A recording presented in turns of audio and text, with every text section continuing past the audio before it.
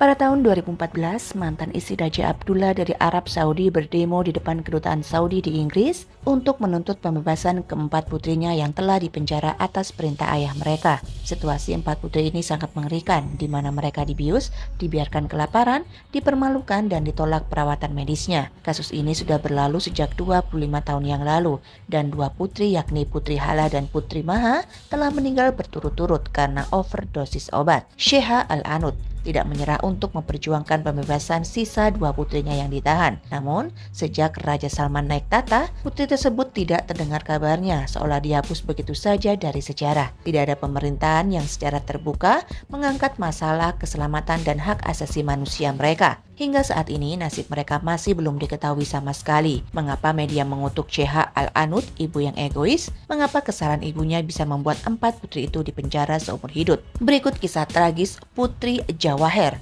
Putri Hala, Putri Maha, dan Putri Sahar dari Arab Saudi. 10 tahun lalu ayah mereka, Raja Abdullah bin Abdul Aziz Al Saud, memerintah Arab Saudi selama 10 tahun dan diperkirakan memiliki kekayaan mencapai 15 miliar dolar. Dia adalah tokoh yang sangat kuat dan kaya, serta dirayakan sebagai reformis karena memberikan lebih banyak hak dan kebebasan kepada wanita di Arab Saudi. Raja Abdullah mengizinkan wanita untuk bergabung dengan Dewan Konsulatif, memberi mereka akses ke pendidikan tinggi dan memperluas kemampuan mereka untuk bekerja di sektor yang sebelumnya tertutup. Sementara Raja Abdullah dipandang sebagai pro-feminis. Citra ini justru lenyap ketika itu menyangkut keluarganya sendiri. Sebelum empat putri ini dipenjara, ibu mereka berani menentang otoritas istana kerajaan. Namanya adalah Sheikha Al-Anud binti Daham Al-Fayez. Dia lahir pada tahun 1957 dalam keluarga bangsawan terkenal dan berpengaruh di Yordania. Dia adalah putri Sheikh Daham bin Darda Al-Bakit Al-Fayez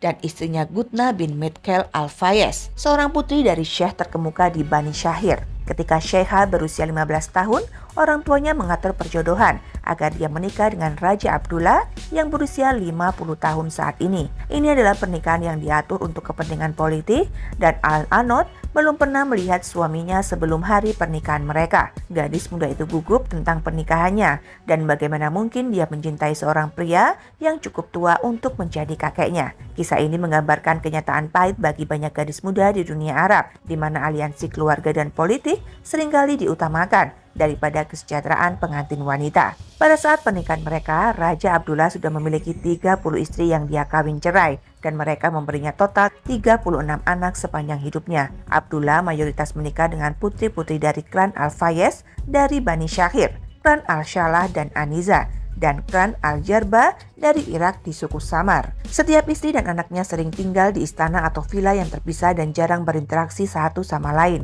Abdullah mempertahankan struktur patriarki yang sangat kental dalam mengatur keluarga kerajaan Arab Saudi. Bagi Al-Anud, pernikahannya bukan hanya persatuan tanpa cinta, tetapi awal dari kehidupan yang terisolasi dan sulit. Al-Anud pasrah dengan nasibnya dan dia hidup dikelilingi oleh kekayaan di istana yang luas dan megah. Tapi hatinya tetap tidak terpenuhi selama bertahun-tahun. Dia melahirkan 4 orang putri, yakni Putri Jawaher, Putri Hala, Putri Maha, dan Putri Sahar. Gadis ini menjadi cahaya hidupnya dan satu-satunya sumber kegembiraan di dunia. Al-Anud mengatakan bahwa hampir mustahil baginya untuk mencintai suaminya, terutama mengingat keadaan pernikahan mereka yang 30 tahun lebih tua darinya. Hubungan mereka semakin memburuk ketika Abdullah menyadari bahwa Al-Anud hanya bisa memberinya 4 anak perempuan dan bukan seorang putra. Meski sudah memiliki beberapa putra dari istrinya yang lain, Abdullah menuntut Al-Anud melahirkan anak laki-laki untuknya. Karena kegagalan ini, Al-Anud menjadi tidak disukai raja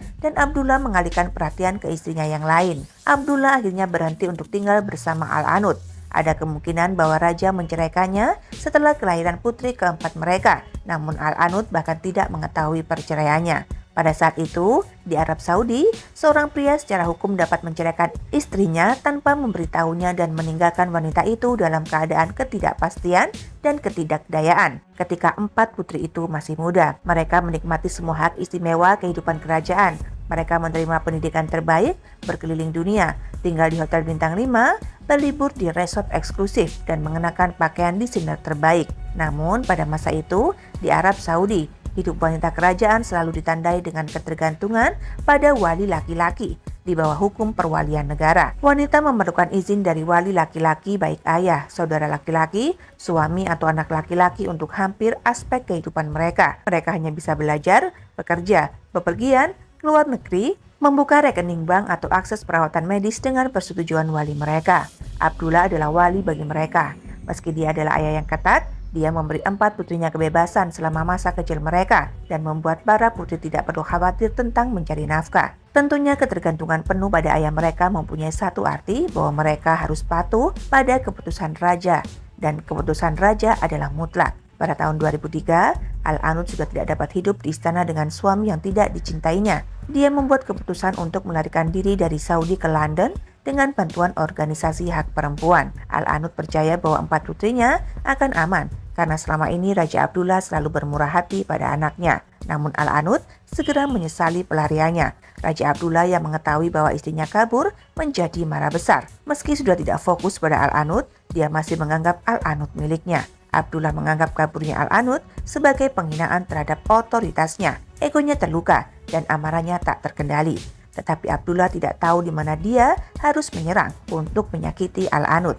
Akhirnya dia menyadari betapa Al-Anud mencintai putrinya. Dalam kemarahannya, Abdullah bersumpah untuk menghukum 4 putrinya dengan menargetkan mereka akan mati perlahan. Raja segera mencabut paspor 4 anaknya. Dia memerintahkan mereka untuk dikurung di bawah tahanan rumah di villa pribadi keluarga. Awalnya Raja Abdullah mengizinkan ke-4 putrinya untuk jalan-jalan terbatas di bawah pengawasan ketat penjaga serta memiliki akses ke internet yang memungkinkan mereka untuk tetap berhubungan dengan dunia luar dan ibu mereka. Namun ketika mereka terus berbagi foto dan cerita tentang bagaimana ayah mereka memperlakukan mereka di villa itu, kondisi mereka mulai memburuk. Raja marah atas pembangkangan mereka dan memberlakukan pembatasan yang lebih keras. Mereka tidak diberi makan dan minum untuk waktu yang lama, tidak diberi perawatan medis, dan dibius secara paksa dengan obat-obatan berat untuk menundukkan semangat pemberontakan mereka. Terkadang 4 putri dianiaya secara fisik dan dihina oleh saudara beda ibu mereka. Pada tahun 2005, Al-Anud semakin khawatir tentang kesejahteraan putrinya dan dia takut akan keselamatan nyawa mereka. Karena dia tahu betul seberapa jauh raja akan bertindak. Meskipun berada di ribuan mil jauhnya di London, pada tahun 2014 Al-Anud membawa perjuangannya ke panggung global. Dia mulai memohon bantuan komunitas internasional dan menggelar protes di luar kedutaan besar Arab Saudi di London sambil memegang tanda menuntut pembebasan putrinya. Dia juga menulis surat yang menyentuh hati kepada Presiden Amerika saat itu, yakni Barack Obama, mendesaknya untuk menggunakan pengaruhnya menekan pemerintah Saudi. Selain itu, Al-Anud juga rajin memberikan wawancara ke berbagai outlet media yang menyoroti penderitaan putrinya dan ketidakadilan yang mereka hadapi. Sementara dunia barat menyatakan kemarahan atas perlakuan tidak adil Al-Anud dan bersimpati dengan penderitaan 4 putri itu. Tanggapan mereka hanya dipenuhi dengan kepalsuan. Meskipun ada kecaman vokal, tidak ada tindakan nyata yang diambil untuk membantu saudari tersebut. Pemerintah dan perusahaan barat terus membeli minyak Saudi, mempertahankan kemitraan bisnis yang menguntungkan dan menopang rezim yang bertanggung jawab atas penindasan tersebut. Ketika pejabat Saudi dihadapkan pada situasi demo mantan istri raja, tanggapan mereka sangat acuh tak acuh. Semua informasi tentang mereka dikontrol ketat dan tidak ada yang bisa memastikan apa yang terjadi di villa penjara itu. Namun baru-baru ini kebenaran akhirnya terungkap. Setelah bertahun-tahun diam, kenyataan mengerikan tentang apa yang terjadi pada Putri Jawaher, Hala, Maha, dan Sahar terungkap. Dr. Burdick yang berasal dari Amerika tergiur dengan gaji yang lebih tinggi di Saudi sehingga dia memutuskan pindah ke sana. Dia telah bekerja selama bertahun-tahun dengan keluarga kerajaan Saudi dan merawat ke-4 putri itu secara pribadi. Akhirnya, Dr. Burdick mengungkapkan kebenaran sepenuhnya kondisi 4 putri itu dalam sebuah wawancara. Dia bercerita tentang penahanan 4 putri, terutama Putri Hala dan Maha yang sangat bergantung pada alkohol dan zat-zat terlarang. Kecanduan ini merupakan hasil dari bertahun-tahun sedasi paksa dan trauma.